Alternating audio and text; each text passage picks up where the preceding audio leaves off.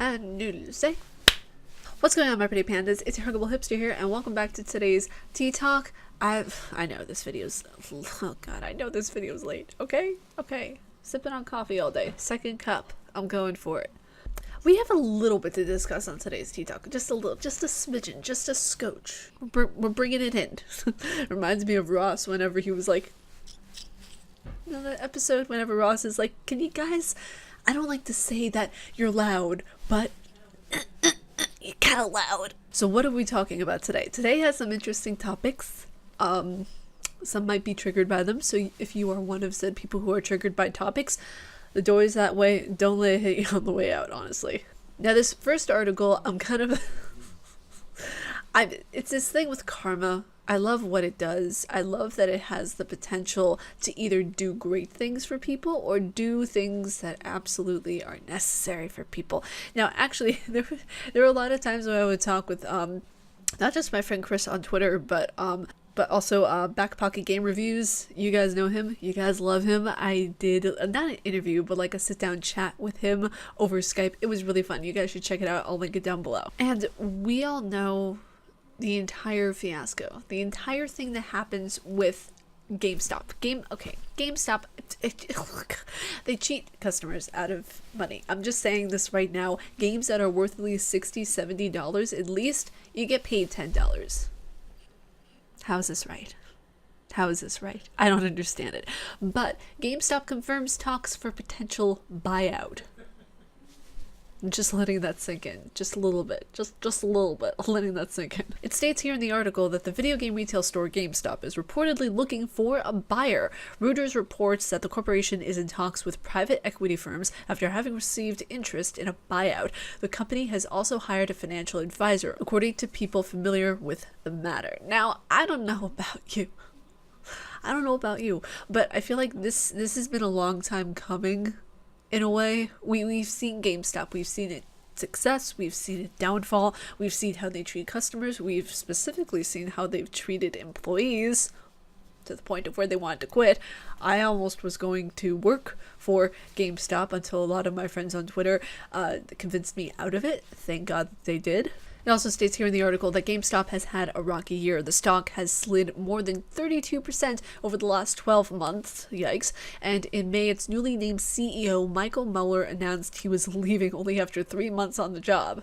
Okay, cool. Former Xbox executive Shane Kim is currently serving as interim CEO. Interim CEO? Intern CEO. That phrase kind of rubs me the wrong way. Let me know down in the comments if it's just me, or does intern CEO label also as person who does not know what the frick they are doing? You don't have an intern also working as a CEO. That's like telling someone, hey, I'm gonna have a dolphin do my job as a singer instead of, you know, actually doing my job that I'm supposed to do. That's like telling a monkey to make ice cream cones and then getting mad at the monkey when he does it wrong. And so why is my CEO crapping all over the place when he shouldn't be? You hired a monkey to do your job. What did you expect? Intern CEO. You gotta be shitting me right now. It also states here, as the video game industry has moved more into digital distribution, GameStop has pivoted deeper into used game sales and pop culture collectibles. Okay, fair. The used market may be under threat now as well. Services like Xbox Game Pass and PlayStation now offer a wide library of games for a subscription price, which could replace used games as a cheap option for older titles for some gamers. Now, this is completely true. It's like the newspaper, it's like the vinyl records, which actually vinyls are making a comeback. Hella awesome. But it's come to a point of where out with the old, in with the new, as they say, you know. There won't be a need for video game stores anymore. It'll just turn into a Pop Funko t-shirt factory, basically, where you can get collectibles there, but there won't be as many games unless you go to specialty stores and, like vinyls, you purchase them but for a heftier price. So that's really interesting. As always, I will leave all the articles in the description down below for your viewing pleasure. Now this this article I thought was interesting. I found this a couple of days ago, and it's an older article, well, okay, you know, a couple of weeks older, but Valve says it will now allow everything and I mean everything, on Steam, unless it's illegal or straight up trolling. It states here in the article that in recent times, Valve has struggled to draw a line in terms of what's allowed on Steam. Controversy has raged over the removal of games with explicit sexual content, as well as objectionable themes like the glorification of school shooters. In response to all of this, Valve has decided to open the floodgates even wider. The post continues to say that in a blog post musing on the difficulty of deciding on a case-by-case basis what should and should not be allowed on Steam, Valve's Eric Johnson explains that the company does in fact have a team of humans. It's always reassuring when you have to actually tell the person who's writing the article, we have a team of humans that looks at every controversial title submitted to us, and employees frequently disagree like Steam users do. The harsh reality of this space that lies at the root of our dilemma is that there is absolutely no way we can navigate it without making some of our players really mad, Johnson wrote. Now, if you want to read the rest of the article, that will also be in the description down below. Now, this is one of the other things I want to mention. I was going to talk about the entire boxing match that happened between Logan Paul and KSI, but not relevant. I have better things to do with my life than talk about that piece of garbage. But no, we're going to talk about something even more controversial and more, I would say, exciting in the world of gaming, and I find this kind of hilarious, honestly. Gaming disorder is a thing now, but will that create more problems? The title alone, I mean, gaming disorder is now a thing. It states here in the article that yes, it turns out that playing 13 consecutive hours of Fortnite may now be a diagnosable problem. Wow. Donald Trump is taking little kids away from parents, and this is what we're focusing on in the country? I live for the applause, applause, applause. The World Health Organization added gaming disorder to the most recent version of the International Classification of Diseases. Oh my god. Its list of medical maladies released earlier this week, and the reaction has been swift and sharp. Interesting phrase to put in there, my friend. Okay. Parents, therapists, and researchers applaud the new move, which they say not only validates what they've seen, but also opened the way for treatment.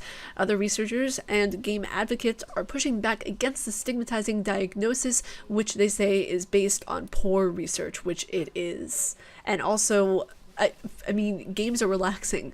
They help cope with a lot of anxiety and personal stress issues. And that's, I mean, for me, honestly, it's about balance. If you only play video games nonstop and you don't have a job, you don't do anything, you just sit at home on your, on your ass doing nothing, I can see it being a problem then. But saying that it is an issue when a lot of the people who do play video games have a job, they have a life, they possibly have kids. I mean, there are so many gamers who I know who are either male or female, they have children, they have work, but they also play games.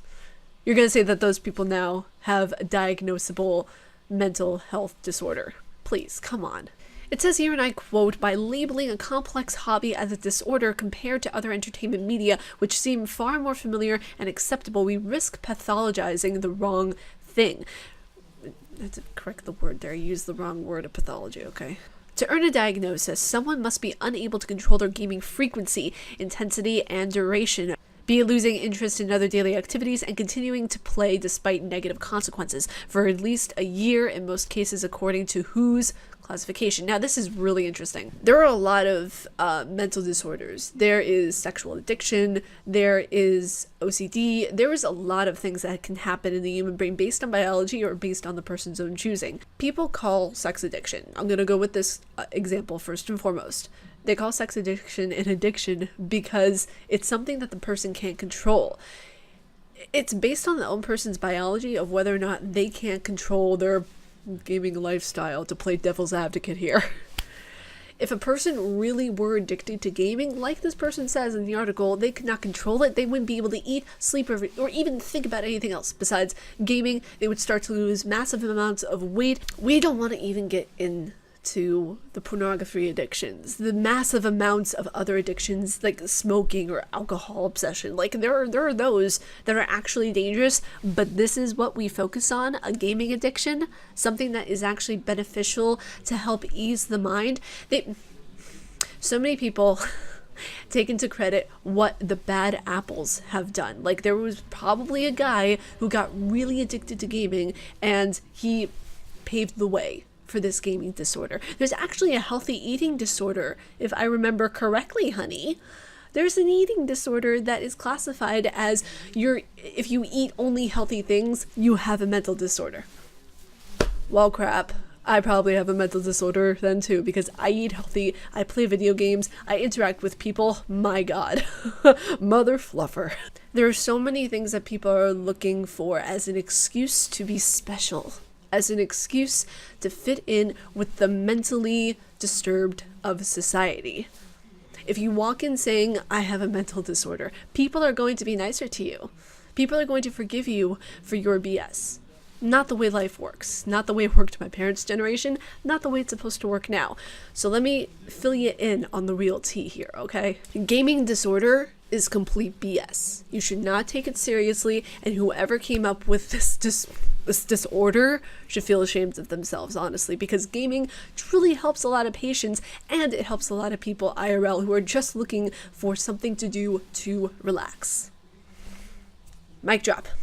But yeah, that concludes today's video. I always tend to get heated about these kinds of subjects because they're very near and dear to my heart. But yes, we're going to leave this video on a good note. And today's Korean word of the day is 죄송해요. 죄송해요 is I'm sorry. 죄송해요. 죄송해요. I'm sorry. But that's it for me. I hope you guys enjoyed today's tea talk. If you guys like my face and what I do, please be sure to subscribe and hit the bell down below because I make videos every weekday. Stay casually nerdy, you guys, and I will talk to you all in the next video. Peace. I wonder if people will notice that I'm actually wearing the shirt that Suga wore in the music video Fire in BTS. Now? Maybe? Only time will tell. Controversy has raged over the removal of games with explicit sketches. Okay, honey, I see you, okay? I see you, vocal cords, I see you. I'm gonna start laughing. Oh, okay. Why am I laughing now? Ah!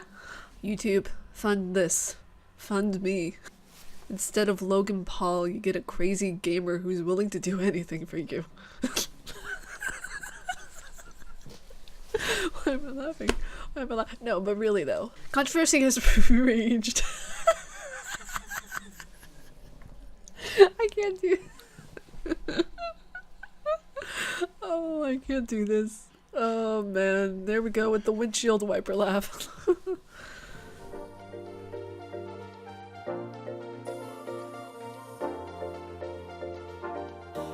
look ahead, but I just wanna go back.